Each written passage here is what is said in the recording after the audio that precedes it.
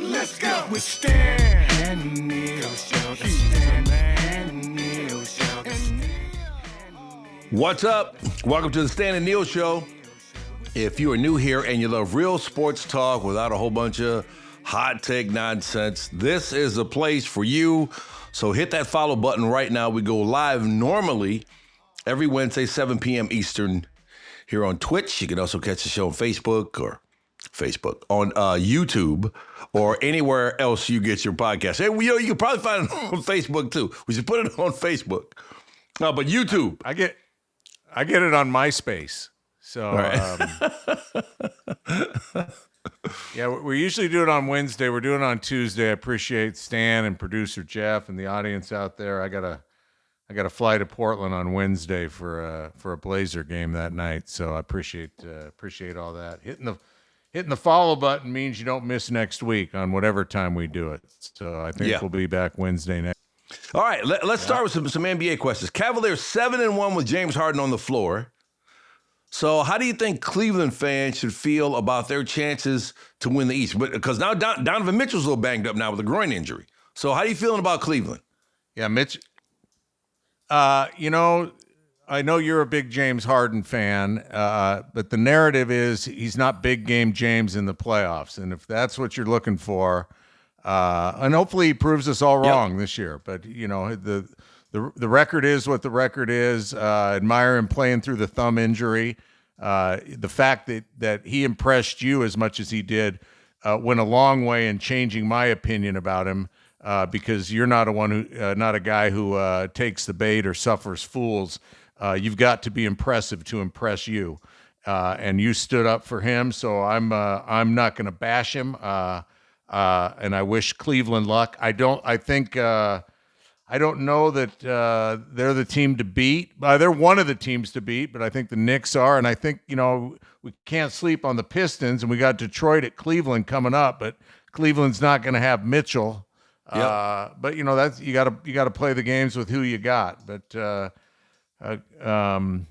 so he's done some good things and he's playing tough in Cleveland. Hey, look, they're as talented as anybody. When they have their full complement of players, they're as talented as anybody. They got the two big men in Allen and Mobley. They got Harden and Mitchell who can really fill it up. Volume shooters, volume scorers.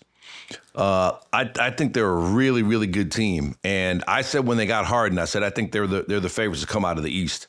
It'll be interesting to see how they do against Detroit tonight. They played with Mitchell, but without Harden against Detroit Friday, and they lost in overtime. Pushed them to overtime, lost in overtime against Detroit.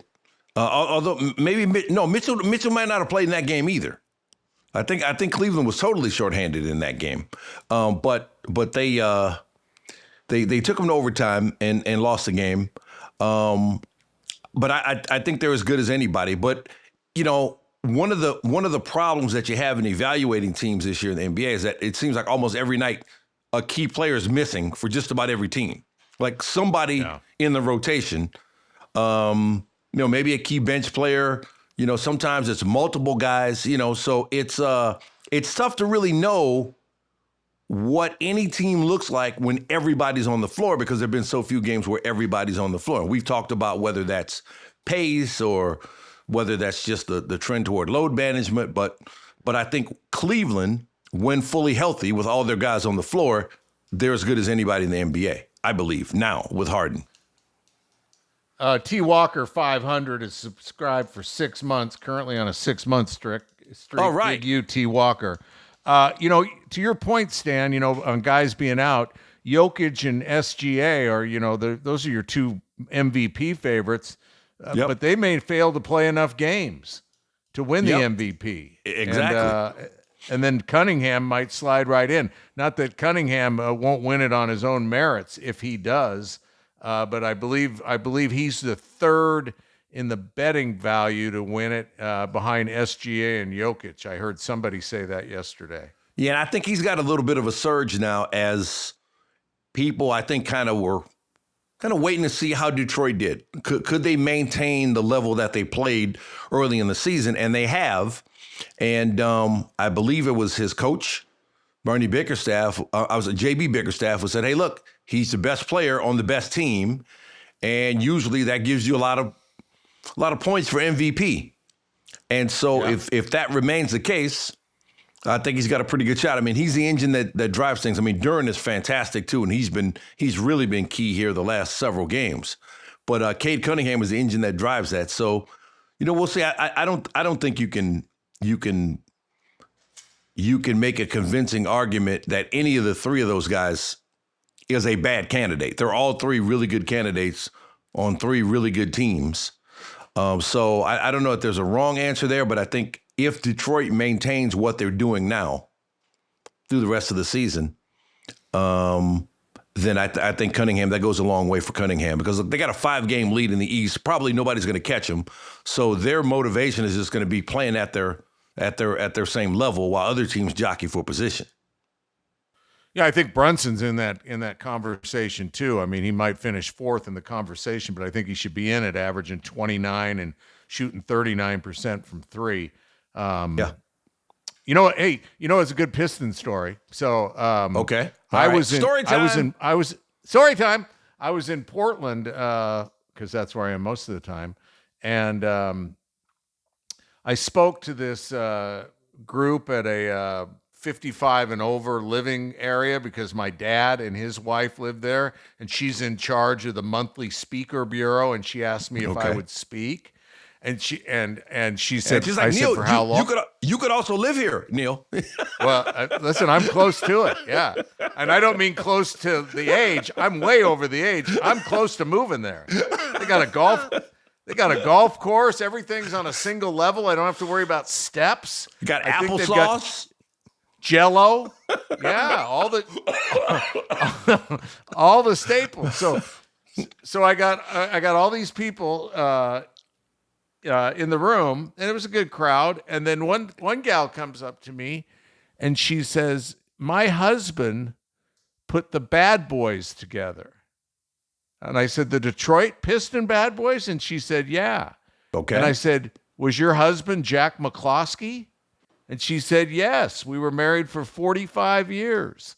Wow. And Jack McCloskey's son is a dear friend of mine that I've known since 1982, but I'd never, and Roman McCloskey, and I'd never met Roman's stepmom before, but then she asked, why isn't Jack in the Hall of Fame? And I thought, you know what? That's a good question. Chuck Daly's in the Hall of Fame, but right. Jack McCloskey bought the groceries, so to speak, and Chuck Daly cooked them up. And those Pistons were one of the preeminent teams. When you talk about NBA history, that Pistons bad boy group, they've got their spot in that conversation. So I thought that was kind of cool. A little shout out to the legend of Jack McCloskey, who was, for a brief time, the head coach of the Portland Trailblazers.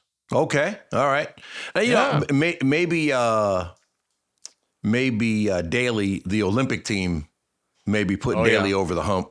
You know what I mean? And maybe McCloskey's still, I don't know if they have a legends category or, one of those categories where you get in way later than you should have, Yeah. But they always say that one of the qualities for the Hall of Fame is, can you tell the story of the era that you were in the league without mentioning your name? If you can't tell the story, and you can't tell the story of that early 90s, late 80s, early 90s era in the NBA without the Pistons and Jack McCloskey, who put the team together. Yeah, absolutely. All right. Good story there. That was kind of interesting. Yeah. Good to know Miss McCloskey is enjoying her Jell-O at the senior center.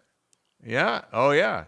My dad and his wife lived there, and we had a good old crowd. Yeah.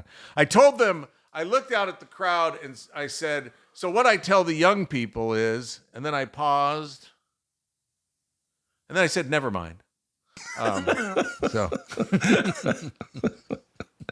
Since you were the youngest guy there, and you're no spring chicken yourself. No, God, no. All right, so we're talking about the Knicks. Okay, only lost in the last 5 games to the Cavaliers, coming off that win over the Spurs. I mean, do you trust the Knicks? Yeah, I think I do. I think, with Brunson at the point, they made the conference finals last season. Um, they got Halliburton and, and heck, Boston almost did as well. Over the past 2 seasons, they played 31 playoff games. I mean, James Dolan on the radio the other day said, "Hey, conference finals is a must. We absolutely have to get to the conference finals." I'm sure Mike Brown heard that, but Yeah, but I mean, okay, yeah, whatever. yeah, I think they haven't played as well. They played pretty much 500 ball since the NBA Cup, but I really like Jalen Brunson, and I think a lot of your when they talk about filling out your brackets for the NCAA tournament, they always talk about who's in the backcourt, Right. and the backcourt is and that translates up to the NBA level, and I just think Brunson is so solid. Plus, I like him. I root for him. I met him. He came when he won the Naismith. He came to our studio in LA, and I interviewed him. And he was so humble and so down to earth. And that was really the best thing about that job was, aside from hanging out with you, was the guys, the people you met. Right. And then you got to be like, wow, now this guy's really cool. And he watches Sports Center like Sam Darnold, Right. So yeah, I can't get enough of that. So yeah, but listen, the Knicks got a tough road to hoe because the Pistons have only played 6 playoff games over the last 2 seasons, and that was against the Knicks last season, and the Knicks beat them in 6 games. So the Pistons are lacking experience. The Knicks are, knocking on the door, and then Cleveland with the addition of Harden, assuming that he has a playoff like he's playing right now, that I think, you can just flip a coin. Any of those 3 teams are worthy to say they could play for the East title. I'm gonna throw a wrench in there too. Don't sleep on Boston. Yeah. And that's with or without Tatum, because you know what? Boston's going to come out and they're going to do what they do every single night. And it's as much about what they do as it is who's doing it. Because Jaylen Brown needs to be in that MVP conversation as well, especially given the fact that Tatum's been out the whole season and he had to step into that role, a role that he hasn't necessarily been asked to play up to this point. Okay. Yeah. But I mean, Pritchard can get you. They're doing a good job developing Cater, the big man.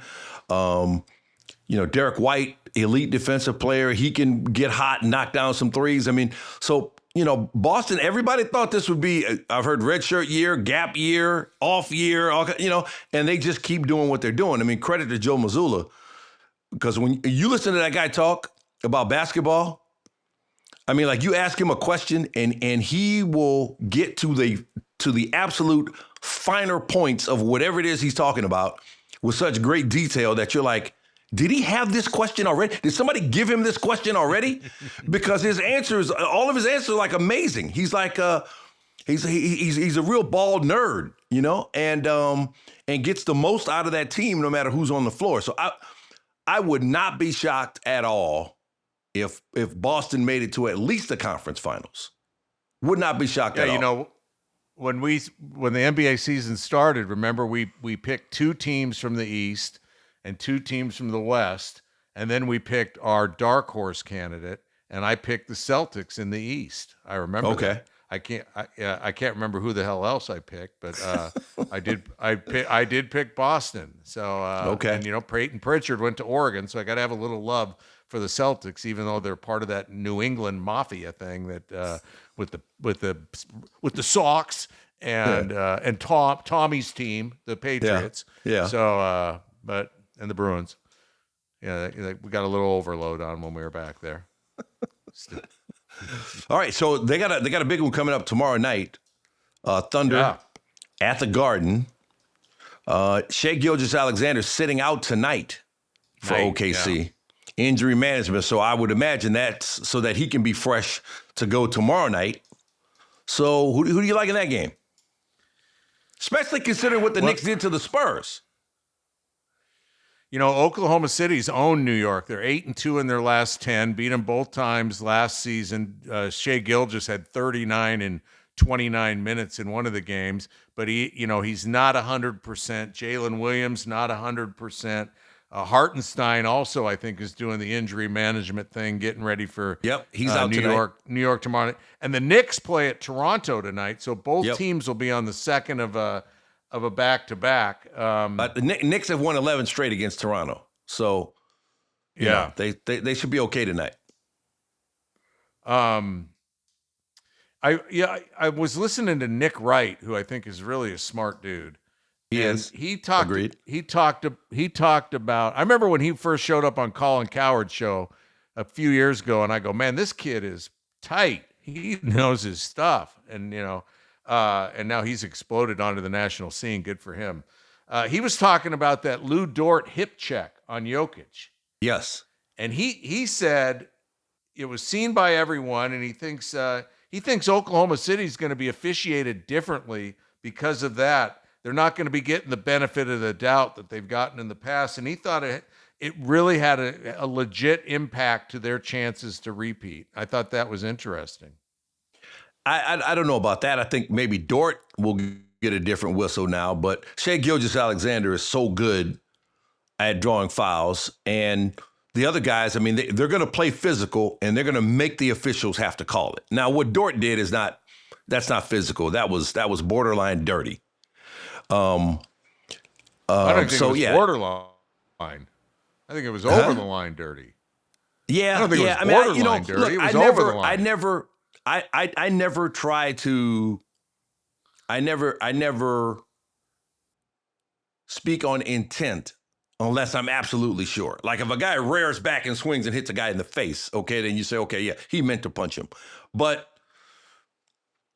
was he trying to hurt Jokic? Who knows? Okay, you see the effect, and so that's why I'll give him the benefit of the doubt and say borderline dirty, because I don't know what his intent was there. How about Jokic's eyes? Yeah, Jokic. Yeah, that dude, he looks scary. Man, he had the look. Yeah, yeah. It looks like, hey, I'm enjoying this. I'm having a great time with this. Yeah.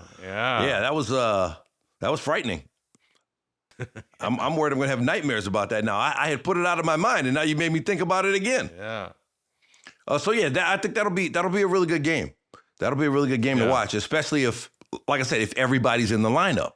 You know what I mean? That's been the thing, and I think that's going to make the playoffs, I think, even more compelling, because we're finally going to get to see all of these teams at full strength. We hope. And the thing about, you asked me about the Knicks. I think the tipping point for the Knicks is what you get from Karl Anthony.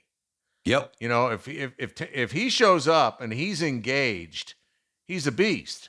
Yep. But he has a tendency, and I don't know what's going on, in his head, obviously, but there's times when it looks like he's less engaged than maybe you'd want him to be if you were a Knicks fan. Yep. And as a result of that, they lose games they shouldn't lose. Yeah. And in the playoffs, you just don't get a lot of opportunities to do that. And you're going to be playing good teams. And that's why I just don't fully trust the Knicks to get the job done. Like, I trust Cleveland more than I trust the Knicks to get the job done and win the East. And I think, a Celtics-Knicks series could be really, really interesting. Much more interesting than you might think, because Boston, they're going to do what they do. And if they're hitting threes, they can beat anybody. What does Jason Tatum getting medically cleared to come back, does that, you've got to bring him back, but does that, does that upset the apple cart in a way? I would say no, because they've all played before together.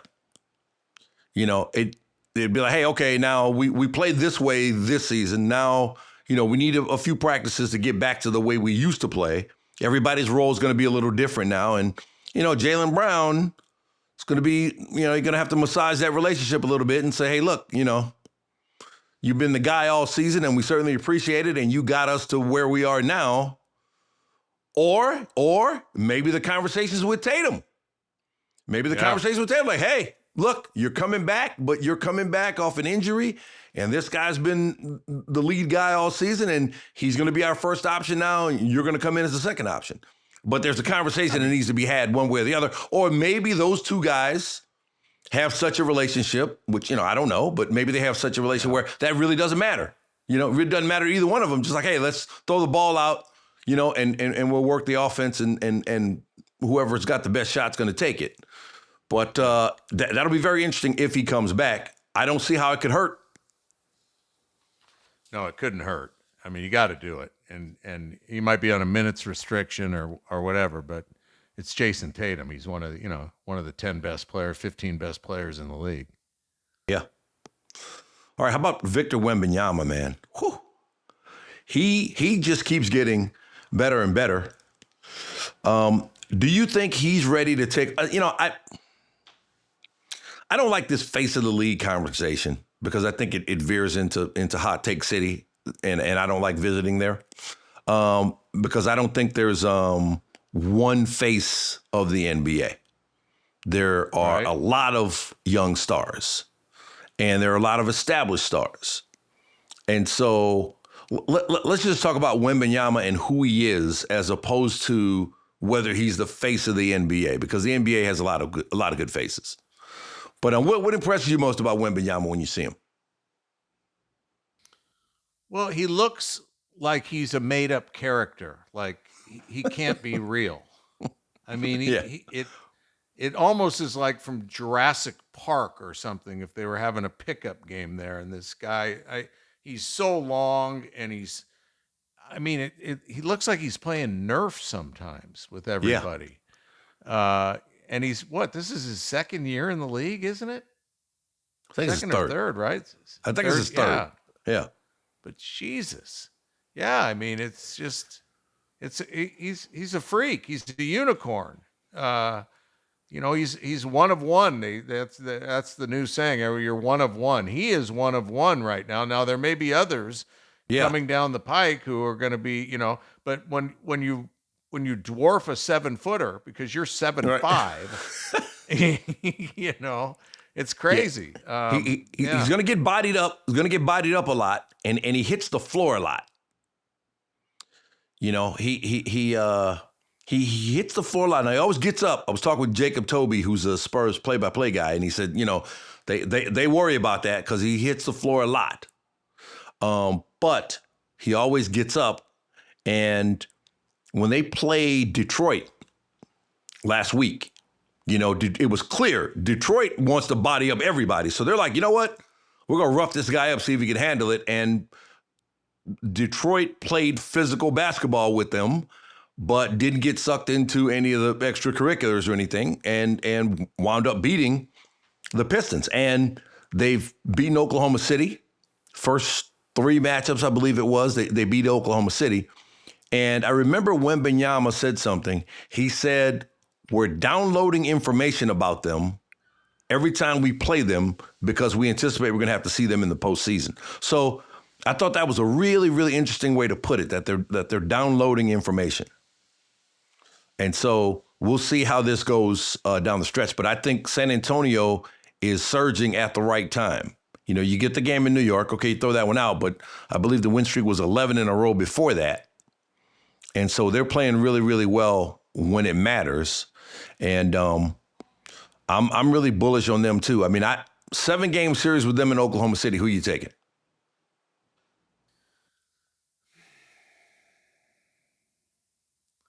I got to take Oklahoma City because they're the reigning champs until they're beaten.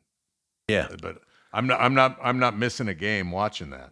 Right. And see, now, earlier in the season, when the season first started, when they were like 24-1, it was almost a no-brainer, right? Yeah.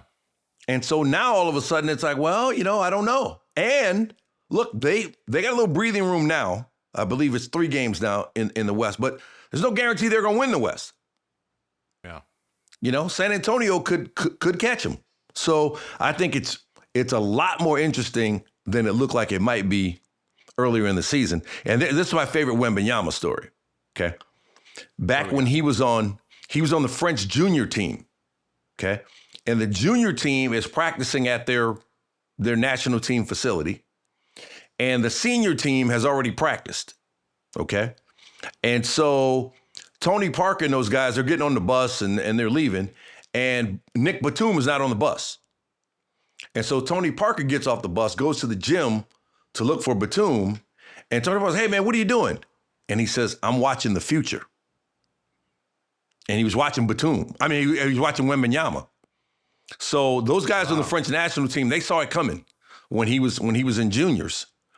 And so now, here he is, and he's arisen. And I will say it again, if he gets his man muscles, and he doesn't even need a whole lot of it, but just if he becomes just a little bit more sturdy, I mean, there's not going to be an answer for him.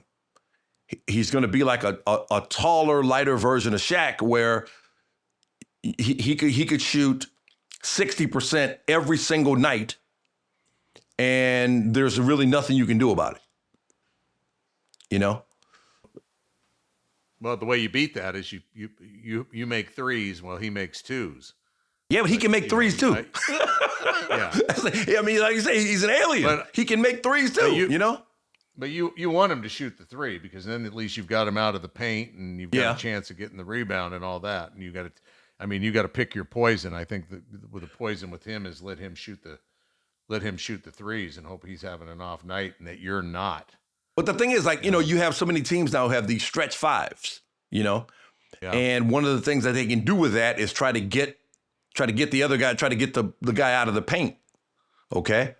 And so Wembanyama said, hey, how do you want it? You want me to play at the high post? You want me to play at low post? I give it to you however you want it. And so he's only going to get, I believe, more skillful in terms of how to play the NBA game. And you would think that he's going to be thin, relatively so, because there's only so much you can do when you're 7'5". You're not going to be tall and wide. At least let's hope for the rest of the NBA it doesn't turn out that way. But if he just gets a little stronger, boy, he's going to be a real problem. Not that he's not a real problem now. Yeah. I put a lot of thought into the question that was asked, though, on the face of the league. And I started thinking back to, the first face of the league I remember wasn't even a face of it was the Celtics against the Lakers. It was that rivalry. Yeah. Felt like the face of the league. And then maybe Jerry West, because he became the logo, but it was Jerry West losing. Like he was always, he was the bridesmaid, except for, I think, in 72 when they won it. But, there was nobody on the Celtics that was that guy. I mean, Bill Russell was that guy. Right, when he was there. Yep. Yeah. And then, John Havlicek and Dave Cowens and Henry Finkel. Yeah, those guys weren't Dave the face of the league. And yeah. And then you had Wilt. Wilt averaged 50. What did he average? 50 a game in 62. Yeah, his numbers were video game numbers. Yeah, and he was a freak back then. And then absolutely. And then Lou Alcindor comes in. Kareem, he doesn't want to be he doesn't want to be the face, Yeah. And then I think it became like Magic and Bird. Bird for a while, and then that gave way to Michael Jordan. And I think Michael Jordan began this whole face of the league thing. I think he was the first guy where people felt like you have to name a face of the league because Michael Jordan was the face of the league for so long. Yeah. But I just there's so many great players now, because if you said Jokic is the face of the league, okay, there's an argument there. If you said Shai Gilgeous-Alexander is the face of the league, there's an argument there. Wembanyama, there's an argument there. Next guy we're going to talk about, Anthony Edwards. Yeah. Could be the face of the league. So I just don't like that whole face of the league. Yeah. That's right up there with who's better, LeBron or Jordan? Shut up. It doesn't matter. They're both great. Okay? So I don't get into the whole face of the league. There's a lot of faces in the league, and let's enjoy each one of them for their unique gifts, because the great part about it is we don't have to choose. Like, there's no requirement that you have to choose and say, it's this one guy and only one guy. There's not. There's a lot of guys. you know? Oh yeah, I mean, So, at one point I felt like LeBron, Steph, and Durant, or were all the face. right. Those were three guys just right off the top of your head, and you could probably think of a couple more if you put your mind to it. Yep. Yep. But let's talk about Ant and the Timberwolves. Been to the conference finals a couple of years, trying to make it to the NBA finals. On a good roll right now. What do you think about Minnesota's chances? Well, I go back to that point guard scenario I brought up with Jalen Brunson, and I don't like where Minnesota is on that front. Yeah. Because I don't think Dante DiVincenzo is a true point guard. No. Bones Highland there's a reason he's bounced around, and Mike Conley plays the part perfectly, except his best days are behind him, and he was at that old folks home that you spoke at, right? Yeah, he was in the back there. No, Mike. Yeah, we kid, Mike. We kid. Yeah, everybody. So Mike Conley came to how we talked about when we got to meet people and we rooted for him. Mike Conley came to Sports Center once, and he was such a good dude. He really is. Yeah. And him and I played Pop-A-Shot. I don't know if you remember this, but we played Pop-A-Shot while I interviewed him, and I beat him. And he said afterwards, he goes, I didn't know I was going to be having to answer questions while I was shooting. And I said, well, I was having to ask questions while I was shooting. It's just strenuous, right? And so now years later, a couple of years ago, I'm hosting the NCAA track and field and cross country Hall of Fame ceremony in Eugene. Yeah. And Mike Conley's dad is an inductee. Mm-hmm. And I can't remember his first name. He's a long jumper, right? He went to Arkansas. Right. And I didn't remember this story until just right now. So otherwise I would have made sure I had his name on him, because he was a great guy, long guy. And so Mike showed up for the induction ceremony, and then later I saw him, and I said, "You remember I beat you in Pop-A-Shot?" And he just shook his head like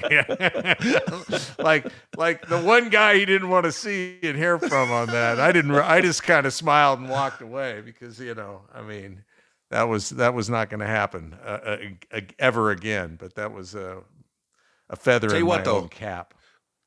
Minnesota, that Ayo Dosunmu pickup, big for them, really big, because he's fortified their bench, and they got a lot more scoring now coming off their bench with him, because, man, he can get after it. And I think that's a really big pickup for them. Now, does it get them past Oklahoma City or San Antonio? Who knows? Yeah, Jaden McDaniels, I like him. Yeah, Randall's hot and cold. Lawrence Julius, he's hot and cold, man. I saw him get 40 against the Blazers one night, and then I looked at the box score the next night, and he got like 6. Yep. But when he's on, he's tough. He's a strong dude, man. Yeah. He's a horse. So they got a lot of pieces. Yeah. And listen, Ant never met a shot he didn't like, and if he's on, you're in trouble. Yeah. Did you see the other night? Coach told him to pass the ball, and then he hit this incredible 3-point shot. Defender draped all over him, and he's like, "That's what I do. That's what I do." Because the coach was telling him, "Hey, pass the ball." And then when he hit the shot, he let the coach know. He's entertaining, man. Another NBA story to talk about here, and this one has been making more and more headlines as it's become more. As more people become aware of it. The Hawks are planning a special Magic City Monday on March 16th when they host the Orlando Magic. And it has nothing to do with the Orlando Magic. It's about Magic City. Magic City, if you don't know, is a famous Atlanta strip club, which is just a part of Atlanta culture at this point. It's not just a strip club. It really is. And hence the team's decision to have a Magic City Monday. And I just learned this a few minutes ago. The Hawks chief marketing officer is a woman. And so she had to sign off on this. Potentially was her idea, but she had to sign off on it if she's a chief marketing officer. And it's drawn some reaction, most notably from Luke Cornett, who plays for San Antonio. And he called on the NBA to cancel it.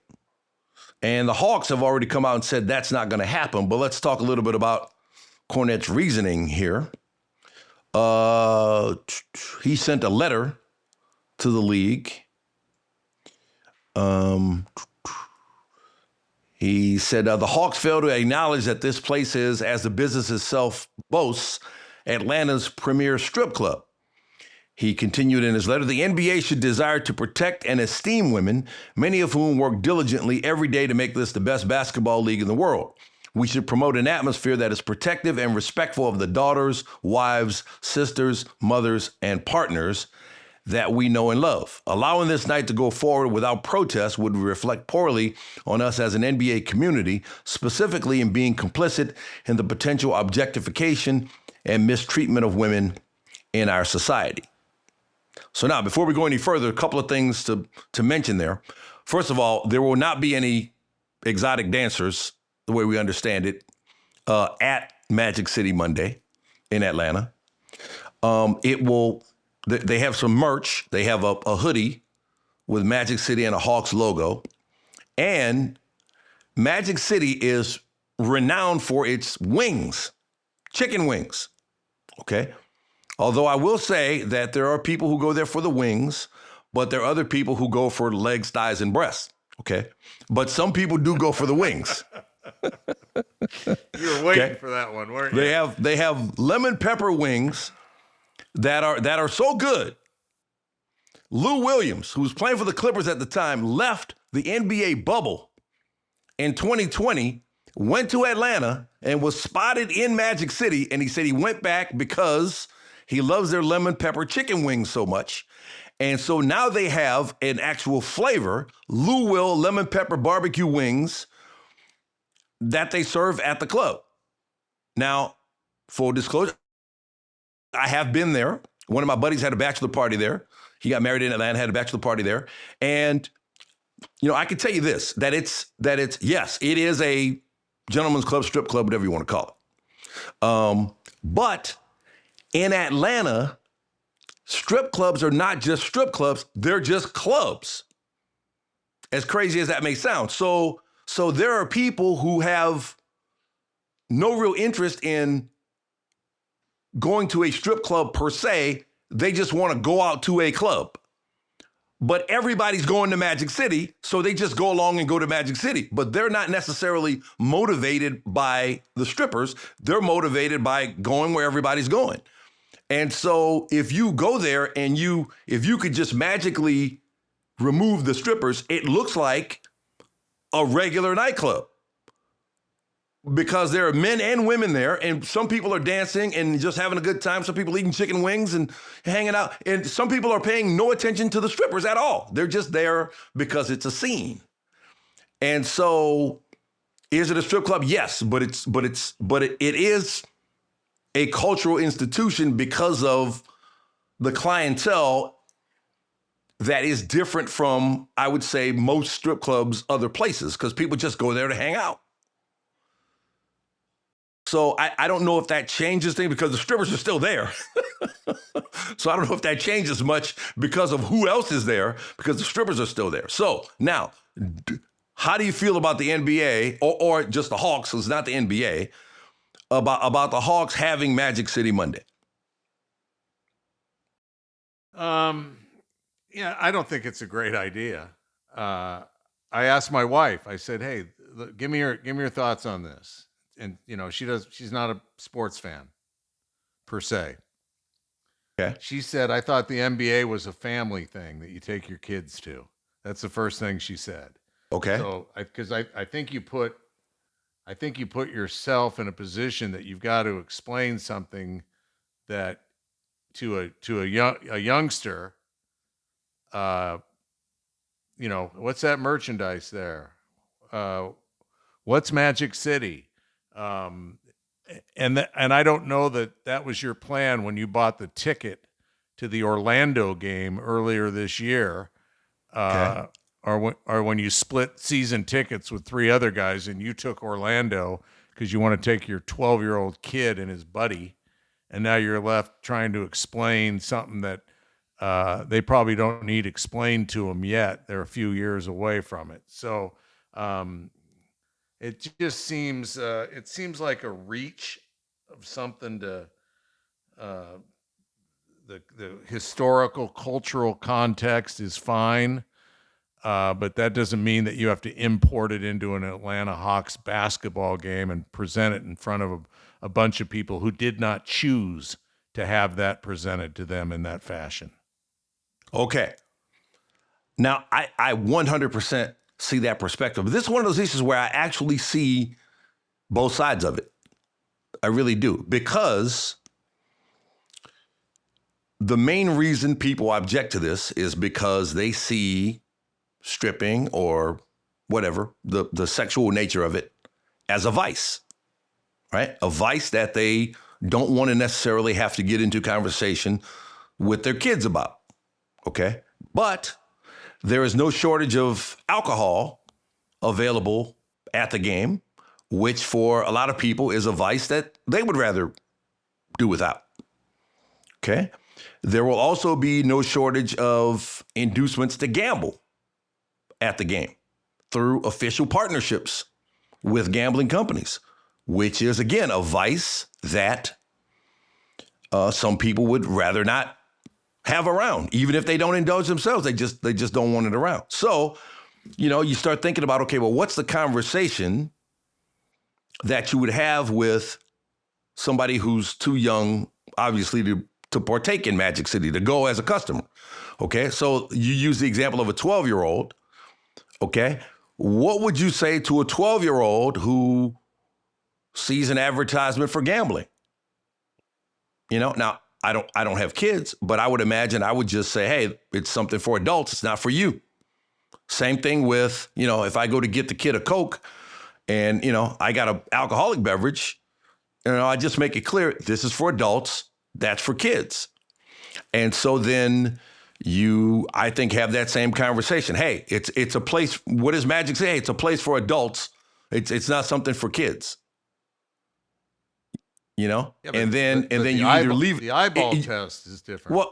Well, you leave it at that. Well, no, from what I understand, there's not going to be any dancers there, at least not performing. T.I., the Atlanta rapper, is going to perform at halftime, and that's another part of what Magic City is to Atlanta. Atlanta is now, outside of New York, maybe even eclipsing New York as the most important city in terms of hip hop music right now.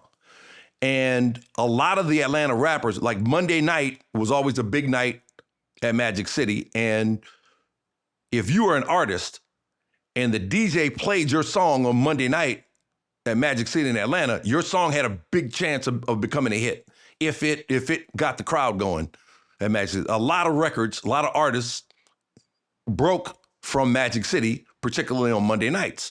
And so again, it's yes, it's a strip club, but it's always been more than that in Atlanta. And that's a part of it too, that people who were into the Atlanta hip hop scene went to Magic City on Mondays because of the hip hop scene, not necessarily because of the strippers. Now, I'm not saying that they had any objection to being there with the strippers, but that wasn't their motivation. Their motivation was, hey, I'm an up and coming rapper in Atlanta, or I'm promoting rappers in Atlanta, and I'm trying to get the DJ to play my music, or I'm some sort of tastemaker in Atlanta trying to understand the culture, and so I want to know what's popping in Atlanta. And Magic City was one of the places where you went to do that. So yeah, I mean, it feels weird saying, hey, here's this here's this strip joint that's a part of the culture, but it is. I mean, it's a very adult culture, obviously, and when you start bringing kids into the mix, and yeah, it becomes a difficult thing to to finesse when you're talking to kids about it. But I think you can do it by saying it's something for adults. Maybe when you're older, we can talk about it. Now, shut up and watch Jalen Johnson. You've got a historical perspective. Then a colored TV pod in the chat says, "Thank you, Stan, a voice of reason." Stan out here dropping history facts. Stan, certified Verrett. So colored TV pod is down with you. Now, what? Yeah, you know that the South. I don't. And I used to be a radio DJ. I used to be a radio DJ too, and so I'm familiar with hip hop and the whole thing. Now, if I owned a big weed store and I was going to have weed night at a game, would that fall under the beer and I guess that would fall under the beer and the gambling? Yeah, I mean it's coming. I mean, I think we're at a point where the biggest question is, can it make money? And if it makes money, then we'll deal with all the other questions afterwards. But the first question is, can it make money? So I think as cannabis becomes legal in more and more places around the country, that's absolutely coming. Yeah, I remember my dad taking me to Trailblazer games when I was a kid, and I wasn't asking about beer because I didn't know anything about beer. And there wasn't any gambling back then, and marijuana wasn't legal, and there were no nights recognizing a gentleman's entertainment club, if you will. Right. We just went to the game and watched the game, and it made me a fan of 50 years later, a team I get to work for. So I just think it kind of complicates the experience when you take the experience at its purest value. But what's left at its purest value now anyway? So let me ask you this. The average, because we're operating from the standpoint of a 12-year-old. Do you think that the average American 12-year-old understands that there are strippers and strip clubs? No.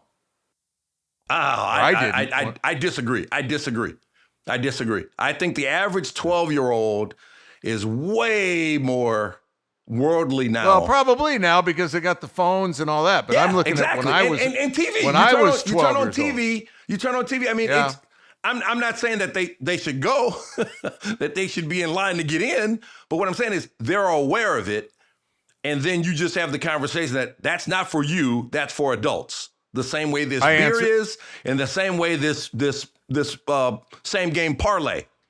These things are not for you, but they exist. I answered that as at my 12-year-old self. So at my 12-year-old self, no. Back in 1974. At 12 years old, I knew there was such a thing as strippers. Yeah, I didn't. But I grew up in Eastern Washington. You grew up in New Orleans. Yeah. So in New Orleans, it's just like when I was a kid, I knew what alcohol was. I knew what gambling was. I just knew I wasn't old enough to have it. You know what I mean? Yeah. But I knew what it was. But I knew I can't have it. So I think that's the conversation. Parents who bring their kids that particular night because they're basketball fans, whatever. You just tell them, hey, it's something for adults. It's not for you. Again, though, you're putting something in my face and making me respond to it to my kid because you think it's something that because you got to promote Magic City or whatever. And it's like, I didn't buy the ticket to the game to have to come and parent my kid and tell him it's not something for you. Like I got enough problems with my kid without you adding something to it.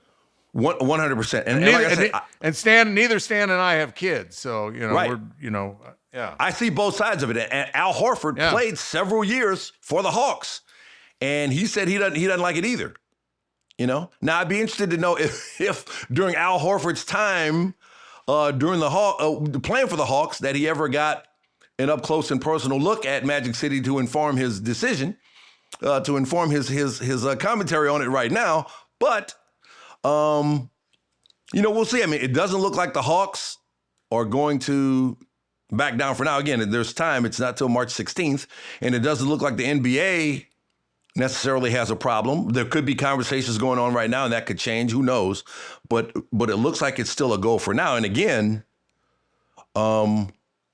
there's a Stars documentary about it called Magic City and American Fantasy, a 5-part documentary on Stars, produced by one of the Hawks owners and Jermaine Dupri, who started the So Def record label in Atlanta, which again, Magic City was a place to break music in Atlanta because it was just such a popular entertainment hub, and people went there whether they were interested in the strippers or not. And the wings are really good. I will say that. The wings are really good. Really, really good. So they're going to do a live podcast. T.I. and the founder of the club, Michael Barney, who goes by Mr. Magic, they're going to do a podcast from inside the arena before the game. And then there's going to be a halftime show with T.I., but no actual strippers performing at the game. So the concept will be there without the actual visual elements that are present at the club itself. I'm sure there's going to be a large contingency of Hawks fans or people with tickets who are going to get in that mood. It's like going to a Halloween party. Yeah. There's not going to be any ghosts or goblins, but there are going to be people that are going to dress like them. And Magic City after that game is going to be off the chain because the arena is going to empty out into the club. So it's going to be a big night for them after the game as well. Just don't bring the kids. Don't bring the kids. Yes, no. All right, good talk. I think we solved that one. Well, any more comments in the chat? Oh, yeah. Javi said, what's next? This game is sponsored by some XXX website. He thinks the wings are cool, but the idea is tacky. Yeah, I think that's a valid perspective. That depending on your personal standards, I can't argue with. And I think community standards have a lot to do with this too. This is never going to happen at a Jazz game. I can guarantee you that. Okay, yeah. but at a Hawks game, if you're familiar with Atlanta, at a Hawks game, you're like, okay, yeah, it makes a Pelicans game possibly. If there's a team in Vegas, I mean, like, okay, Miami, okay, the club that the hockey team went to, the gold medal winning hockey team, they came back, went to go party in Miami. That club is very similar. There are very scantily clad women there. But they're also people just out at a regular nightclub. And so, that line has kind of been blurred. And if you go out in Vegas, same thing. You can go to like a nightclub that is not branded as a strip club, but there will still be scantily clad women in there dancing. So, that line has kind of been blurred. I mean, the nightlife thing is just kind of different in different places around the country. But in Vegas, Miami, Atlanta, New Orleans, I mean, there's different community standards in terms of what people do when they go out at night. Like when I was a kid growing up in New Orleans, like the concept of adults not drinking was just kind of foreign to me because in New Orleans, everybody drank. I thought, kids drink soda, adults drink beer and alcohol. Like, I just thought that's just the way it was, and I knew what beer and alcohol were because, like, it wasn't like, oh, don't drink, the kids are around. No, it was like, hey, we're drinking, but you're not. So I was aware of it. And nobody stopped because kids were around, but we just knew it's just not for us. So same thing, I think, for adults in Atlanta. Magic City's for us. It's not for you, youngster. David Stern rolling in his grave. Somebody just chatted. I remember, I was so green, Stan. I remember when I was probably 8-10 years old, and my mom told me to go get her a beer. And so I went up and I poured the beer in the glass, and then I took it down to her, and she said, "Where's all the beer?" And I said, "I had to get all the soap out of it first." Oh my! You didn't drink the soap, did you? No, I didn't drink the soap. All right. I thought the foam was soap. So Okay, all right. Did you get spanked for that? No, Because if you had wasted my beer, you might have been in some trouble. My mom looked at me and thought maybe I had been adopted. But I mean, like, again, you go back to the community. I was maybe 7 or 8, and my uncle lived around the corner.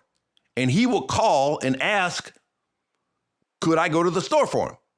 And I'd get him a pack of cigarettes and a quart of beer. And I'd stop by his house, get the money, and I'd go because he'd give me 50 cents so I could get some Hostess cupcakes. And that was our deal, right? And so I would go and I'd go to the corner store and they'd say, who's this for? I'd be like, it's for my uncle. And so, the guy who ran the store, he knew my dad. And, if I ever tried to, smoke it and drink it myself, there'd be some pain. But at the same time, I was 7 or 8 years old and I was buying beer and cigarettes, from my uncle. So, it's just, it's different in different places, I am not endorsing 8-year-olds buying beer and cigarettes, but I'm just saying that, that was a different time though. Like I also caught the bus, all around New Orleans when I was 11 or 12 years old by myself. And I don't think kids would do that today either, Yeah. So it's a different world. There's a lot that kids can't do these days that we did as kids. Right. Get on your bike and just ride around. Right. Yeah. Now, you can't. I mean, I was all over on my bike, Oh, yeah. So, I used to catch the bus from Eastern New Orleans to the Superdome by myself to go to Saints games, So, which is probably a crazy idea today. Nobody would let a kid do that today. But, it's a different time. But it'll be interesting to see. I think it's probably going to happen. But I would not be shocked if they canceled it too, because I honestly see it from both sides. Yeah. All right, let's talk some NFL. Yeah, man. This David Montgomery, I remember him for the Lions, and then I read a couple days ago, he says, I don't want to go anywhere. And then I read the next day, he's gone. So what happened there? You follow this closer than I do. So Sonic and Nails, that was their nickname, and he was Nails in that pairing with Jahmyr Gibbs. And I think they were using the two-headed monster kind of thing with Montgomery and Gibbs, but I think they want to get Gibbs as many touches as they possibly can. And so Montgomery is 29 maybe. And so he's looking at this like, hey, look, I only got, so many good years left before they start devaluing me as a running back when I get past 30. So I need to go somewhere where I can still be a featured back. And Houston needs that. They got Joe Mixon coming back from an injury. But I think they want Montgomery to be their guy. They had. I forgot to. I'm sorry to interrupt you.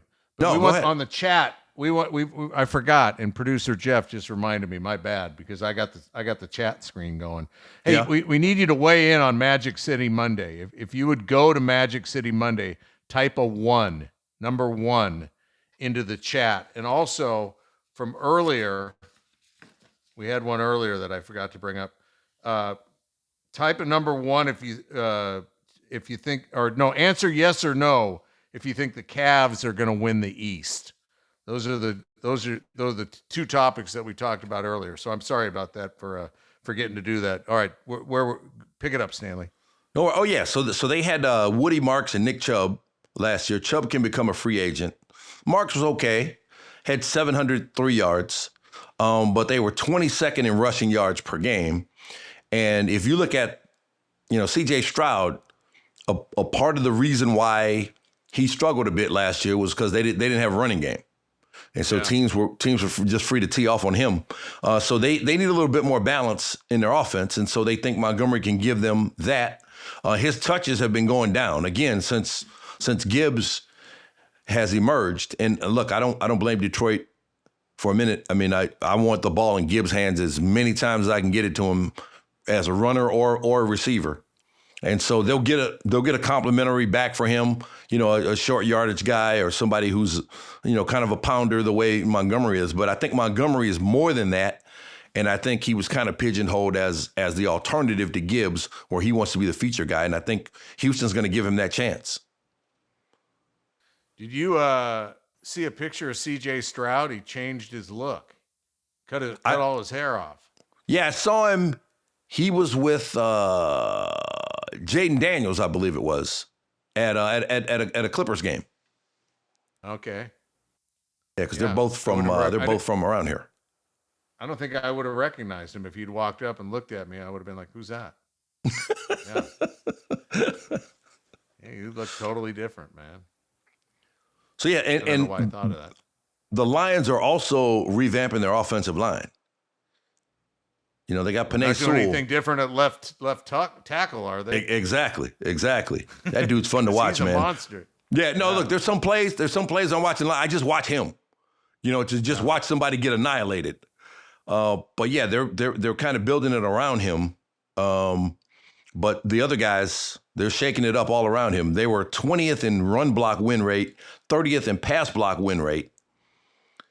They had some new guys last year, and now they're going to have some new guys again next year as they try to put it together. Had a down year this year by their standards, so they're looking to put it back together. And it's going to be interesting with free agency coming up. They were a major disappointment. Yeah, free agency coming up. Major. Yeah. So now Mixon's going to be out there. It looks like Nick Chubb's going to be out there. Because it looks like the Texans are going to part with Mixon, and that's why they got Montgomery. Joe Mixon, yeah, he was Houston's feature back, but he was out last year with an injury. Yeah. His best days are behind him. Yeah, I mean, he'll be another guy with something to prove, though. How about this? Some quarterbacks. Just before we came on today, news broke about Kyler Murray done in Arizona. Not really a surprise because they were expected to take the next step this season and they didn't this past season and they didn't. And so they're, fired the head coach already. And so now they're the new coach or somebody is going to get to pick a new quarterback. So, that's interesting because for him, they talked about it was his lack of leadership. Yeah. That left them less than impressed. His performance when he was healthy wasn't as bad, but you need your quarterback to be more than the guy under center. You need him to be the guy who's rallying the troops or whatever. And apparently Kyler Murray didn't bring that. I don't know what you can make of it from just like watching a game, but a lot of times you see him on the bench and he's just kind of sitting there by himself and he's not really engaged with other people. And again, I don't know if you can make the assessment of his leadership skills solely through that, but it was different from other quarterbacks that you see who are, they got the tablet out and they're engaging with coaches and everything. I just remember a lot of shots where he's just kind of sitting there, just kind of like looking straight ahead and not really engaged. But look, he's a talented guy. I mean, as a runner and a passer, and he's great throwing the ball on the run. There's a lot of talented guys who Johnny Manziel was a talented guy. Yeah, but I mean, you can't get out of your own way. Murray didn't have the baggage Manziel had now. Well, but if he's got an attitude problem or a preparation problem. I mean, Manziel's leaving practice, going to Vegas, and coming back the next day for practice. I mean, Kyler Murray's not doing that. Well, no, but that's not the best example. But there's a lot of guys. There's, Jamarcus Russell didn't do the thing. You think he may be done? You think Kyler Murray may be done? I don't think he's done. He's far from done. If he doesn't think this is a wake up call, he's done, because he's going to go where if he's going to pack that same bag of less than enthused on the sideline and me, which is what I read is part of the problem. Yeah. Then that's not going to sail anywhere. But how desperate are they in Minnesota? I heard Minnesota was looking at him. Minnesota was looking at him and Geno Smith. Yeah. And I'm like, wow, that's how far J.J. McCarthy's fallen in their eyes. This is the same team that drafted J.J. McCarthy and dumped our friend Sam Darnold, who just won the Super Bowl. I think they'd want to do over on that one if they could get it. Woo, you think? Yeah. But I don't think a team has to be desperate to get Kyler Murray. Now, you may have to talk to him about, hey, look, here's what we need from you off the field. If you're a team that is that way, that needs that from your quarterback. Some teams do. Some teams need more of that from their quarterback than other teams do. I mean, every team needs at least some of it, leadership from their quarterback. But, I think he's too talented. He's too talented a prospect, too talented, and not even a prospect, but a proven entity now that, like, there will be a coach who will say, I can work with him and get what I need from him. So we'll see who that could be. But you hope, because when he's on, he's exciting as hell back there. Yeah. And productive. But you got to be on, man. You got to be on all the time. Yeah, they kept position. They won. They improved the last 2 years before this past season, and everybody thought, okay, this is the next step. But I mean, they're in a tough division. You got to see the 49ers twice, you got to see the Rams twice, and you got to see Seattle twice. I mean, that's 6 tough games guaranteed every year. That's a tough division in which to compete. And they are the 4th best team. It's not even close. The other 3 teams made the playoffs, Yep. So that's a tough division to win in. So we'll see where he lands. The Lions used to look at the Bears, Packers, and Vikings the same way. Okay, So you evolve, man, and you get the right people in place, the right coaches, and the right players in place, and you turn the beat around, and that's what Arizona's going to have to do. And I guess my point is, Kyler Murray's going to have to do that personally to live up to the expectations that everybody had for him being a Heisman Trophy winner. And I think he was the 1 overall pick, wasn't he? Yeah, absolutely. Absolutely. Yeah. So, never lost a game in high school. That's pretty good. All 4 years, never lost a game. Yeah. Yeah, he was. People in Texas, man, you talk to people about his high school career in Texas, and they will just rave about him. But we'll see where he lands in the NFL.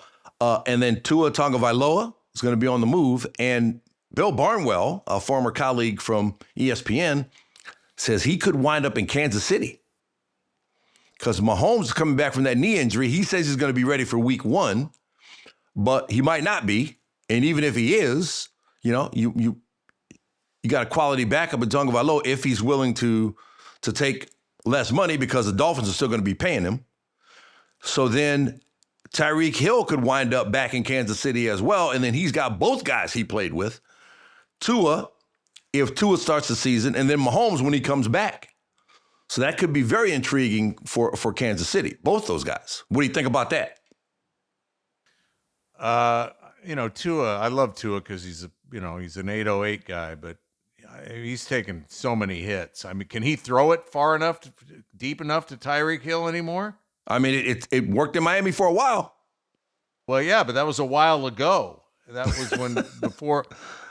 was before Tua's skill set eroded, and you don't know how much of that is because of all the hits that guy's taken. So, yeah, I'm rooting like hell for him, but you just don't want to see a guy be a bobblehead when he's done with the NFL because he took so many hits, and I think there's a definite fear factor in that for him, the way he's been beat up in Miami. But some of this is the players' decisions to make. And I understand the concept of trying to save them from themselves. But I think there was a time when the NFL wasn't forthcoming with the information about the reality of head trauma and what it meant. But I think there's been enough awareness about that now where guys can make informed decisions about it. And you would hate to see him leave on terms that aren't his own because he's forced out due to concussions. But I think it's a decision that every player has to make with as much information as possible about how they deal with that issue, because there's no way to legislate it out of the game. There's no rule change that you can make. As long as you're playing tackle football, that's going to be a part of the deal. And I hate that it's that way because I love the NFL so much. If there was one thing I had the power to change, I would change that, because it does really bother me when it happens, because there's no pill you can take. You get one brain, and if you damage it in ways that are irreparable, then it's gone. So yeah. that part is hard to deal with, but it's just one of the realities of the game. And so I think if he makes the decision that he wants to continue playing, the Dolphins are going to be paying him $52 million in cash. And so some team is going to get him basically for free, NFL minimum, while the Dolphins pay the bill. And I think that's going to be really enticing for somebody, at least as a backup. If you can get a backup of his caliber for the NFL minimum, I think he's going to have his pick of a lot of teams, because he's a talented guy. He was a talented guy. I don't think he's done either. I think he's got, look, the concussion situation is what it is. And that's a thing. It's certainly a thing, but he's a talented guy, man. I think he really is still. Maybe he'll land in Cleveland, because apparently the job's wide open. The 5th round pick from a year or two ago doesn't have the quarterback job in the bag there.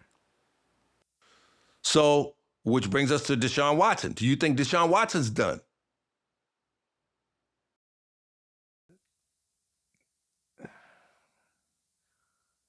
Well, he's going to have his reputation is done.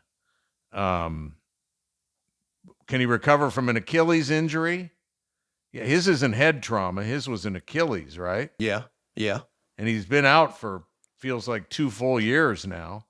So yeah. I would say if Deshaun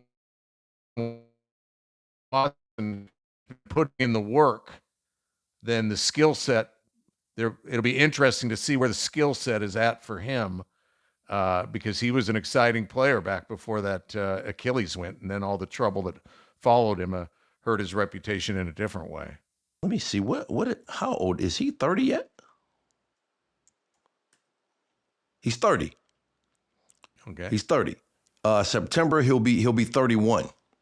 So, I think he's still got some productive years left. Now, he got $230 million guaranteed. So yeah. He's getting all of that money. Okay. So if he wants to come back, I would think he's coming back because he's got something to prove. It's something coming from inside that makes him want to go out there and prove it. And that's the best case scenario for the Browns, that this is not anything other than, I want to prove my worth. I want to prove my value, that I'm the guy that you paid this money for, and I want to give you some return on that investment and show that I can still do it. Because that kind of motivation is what gets you up in the morning to do the extra stuff that you need to do to succeed at a high level. If it's some external motivation, that can come and go. But if it's coming from inside, from him wanting to not be remembered in the way that we remember him, if it's over now, if he wants to get out there and compete and see, so then it presents a very interesting situation, because then it's like, okay, so then can Shedeur Sanders beat him out in a competition? Yeah, does this have the right ingredients to bring out the best Shedeur Sanders? Or the best Dylan Gabriel. Or the best Dylan Gabriel. Exactly. So you got a three-man training camp battle. So then you start to figure out how they're going to work the reps to make sure that everybody gets a good look, because, the Shedeur hive will be counting the reps very carefully. The Shedeur camp will be counting the reps one by one. Hey, our guy's not getting a fair shake. ESPN's probably got somebody carrying his bags for him so they can get the inside scoop. We need the Browns on Hard Knocks, man. That would be incredible. If we had the Browns on Hard Knocks, that would be must-see TV. I don't know what their situation is. I think they've been on it recently enough where they're not eligible again. I saw a story about how that works. What we got? We're going to have them type in the chat yes or no in the comments. Shedeur Sanders will be the Browns starting quarterback in 2026.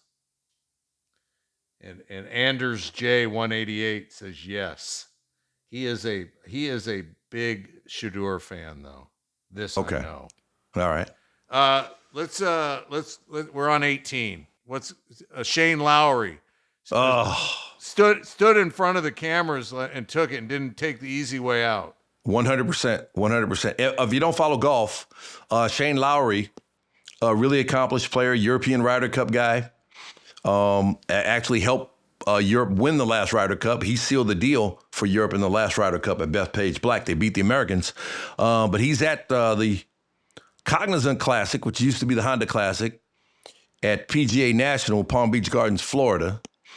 And they have a stretch of holes there. Jack Nicklaus designed the course. He, of course, is known as the Golden Bear.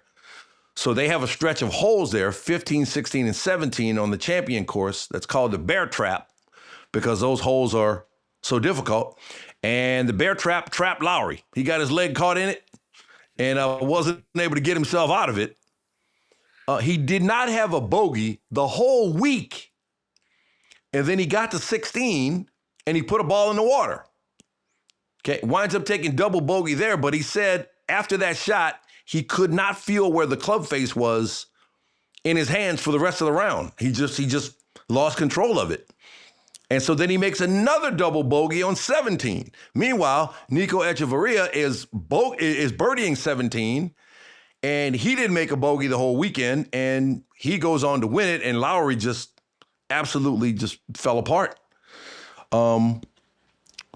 And so, Lowry, like he said, he stood up, took it like a man. He said, I'm obviously extremely disappointed. I had the tournament in my hands and I threw it away. What more can I say? That's twice this year now so far. I'm getting good at it. Played unbelievable all day, and one bad shot on 16 completely threw me for the last 3 holes. It's never happened to me before. So then he went on and he said, how do I feel like this now when I went through what I did last September in Bethpage and got through that fine? I just felt like it was weird out there. I just couldn't feel the club face the last 3 holes after my tee shot on 16. What can I say? It's very disappointing. It's going to be hard to take. So, kudos to him for, taking reporters' questions and dealing with it. Because I tell you, man, there is nothing worse than just collapsing in golf. Playing well, and then all of a sudden, it just leaves. Because it's unlike any other sport. And like I've tried to explain it to people, like somebody who plays basketball, say, just imagine you're in the gym one day and you're just knocking down threes and the ball is just coming out of your hand, knocking down threes. And then the next day you go to the gym and you're like, okay, now how do I make a layup again? Right? Like, how do I make a layup? And you're just missing layups. And you can't figure out why you're missing layups. Okay? And I remember I was having this conversation with Tim Legler, making the comparison, because he's like, what is it about you guys in golf? And I was having this conversation with him, and he said, is it that bad? I was like, yes, it's that bad. And the thing is, these guys practice. I mean, this is their job. Playing golf is their job, and they practice. They're some of the most dedicated athletes to their craft of any professional athletes. And it just disappears when you've been playing great the whole weekend and you're leading the tournament and you're cruising home to victory. You're up 3 shots with 3 holes to play. And all of a sudden, a professional golfer, one of the top players in the world, says, I couldn't feel the club face on my last 3 holes. It's it's what makes golf so mysteriously frustrating, you know. But it also makes it a challenge that you just want to go back trying over and over and over again because it feels so good when you do master it, when you do feel the club face in your hands for the whole round. Like I played at that course, that exact course, and I shot a 78 there, one of the best rounds I've ever played in my life. I shot a 78 there, and they were working on the bear trap, so the par 3 was shorter than it, obviously shorter than it is for the pros, but it was also shorter than it would normally be for amateurs because they were redoing one of the tee boxes. So I think it only played like 110 yards when it would have played more like 150, 160. But I went one over through the bear trap. And I was so excited, like I could not sit still for like 2 hours after that round because I kept feeling like as the round was going along, and I think I was 5 over when I got to the bear trap. I finished 6 over, and I think I bogeyed 17, made a bogey on 17, but par on 16, par on 18. But I remember thinking, oh man, I'm going to get to the bear trap. It's going to ruin this round. I mean, I'm 5 over, and I got a great story about breaking 80 at PGA National, but I'm going to screw this up when I get to the bear trap. And I didn't. And that's what was so exciting about it. I could still feel myself sitting in that hotel room at PGA National just wired, just wired. Just for 2 hours after the round, I was still just, wired because I played well. And then, like, if I had actually blown it, I'd be sitting here telling you about how much I remember blowing it on the bear trap. And it's one of those things that makes golf just so fascinating, man. I've never experienced anything like that. And then, as you know, because you play now, like try hard doesn't rescue you in golf. Try hard doesn't mean anything. If you try hard at the right stuff, because like try hard usually means, which is the worst thing you can do in golf is just get all tensed up and everything, And so it's, I felt for him, man. I felt for him because anybody who plays golf has been there. And, it's tough, especially if it's your job. I would hate to have to determine whether or not I get to eat or what kind of house I have based on my golf game because it's too mercurial,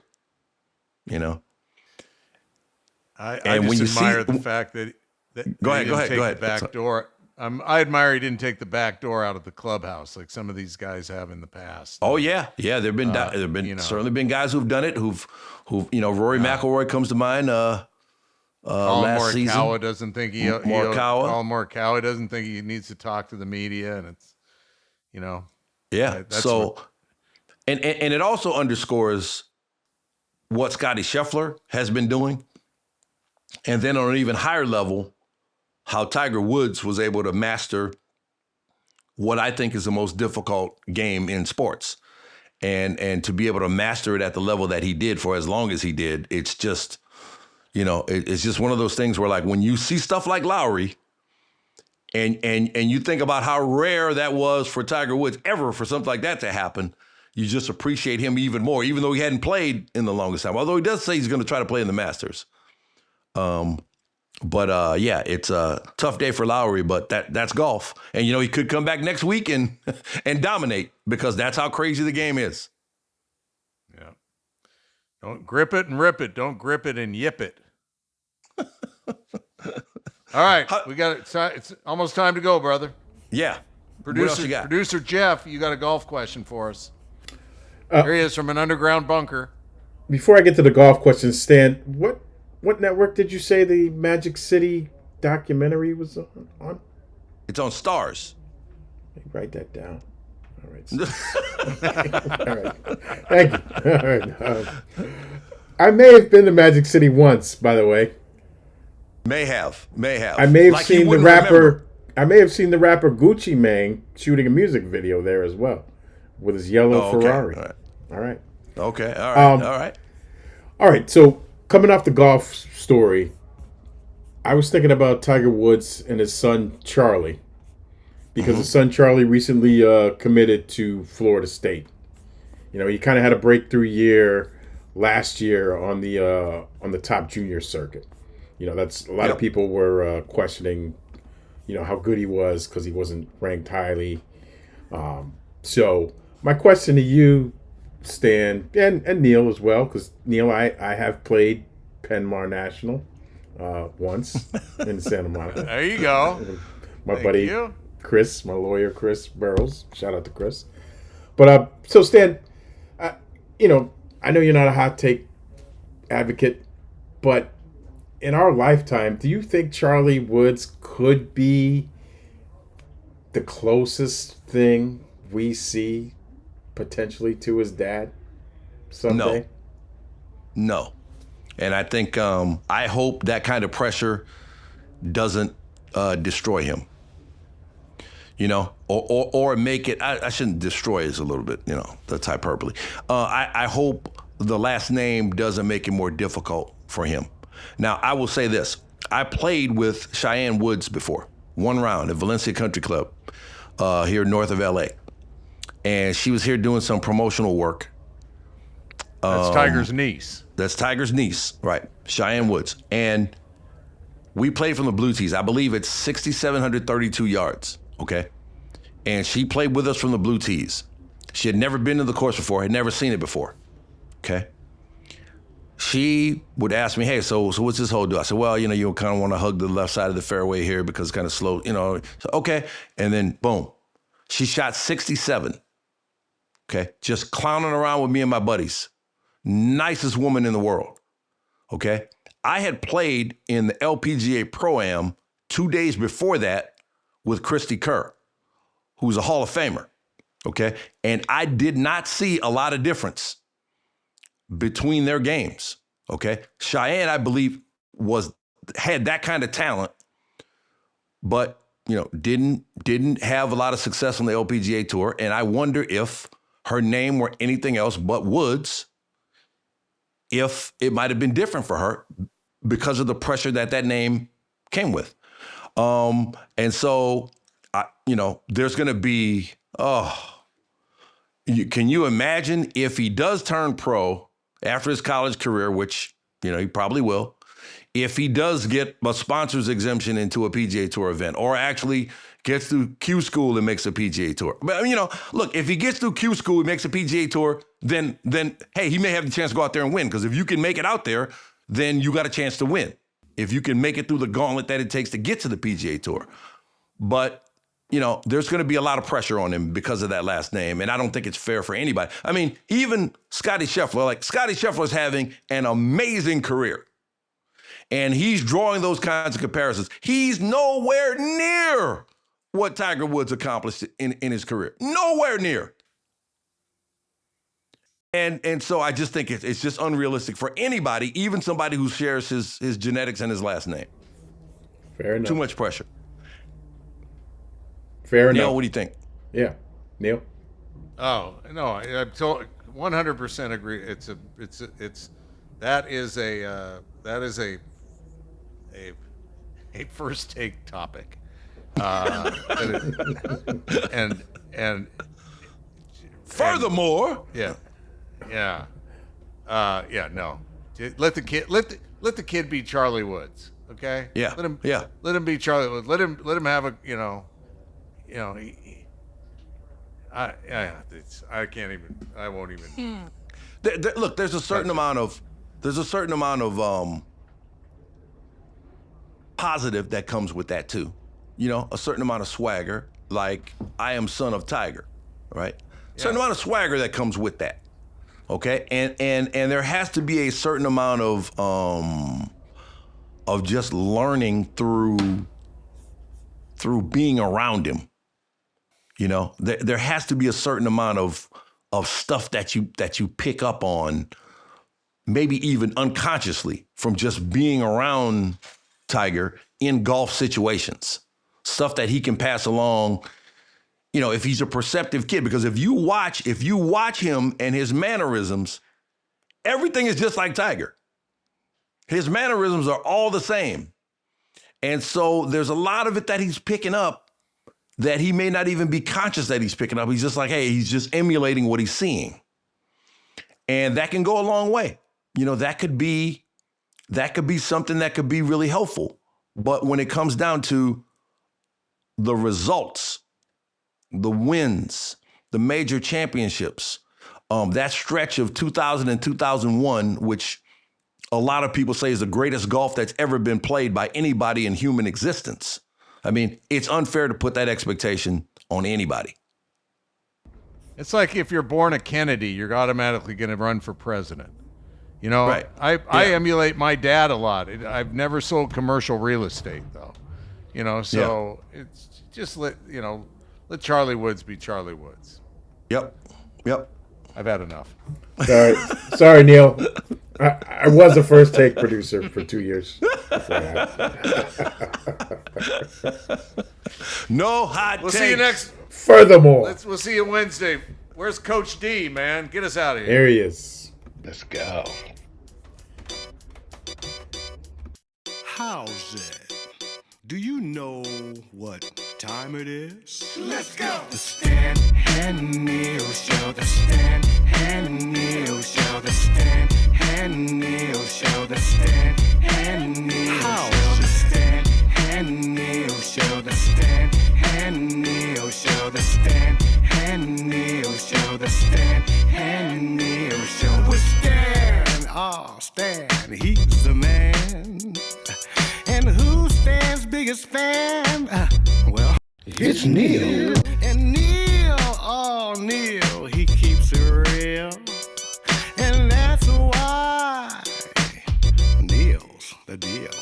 Stan and Neil back together again.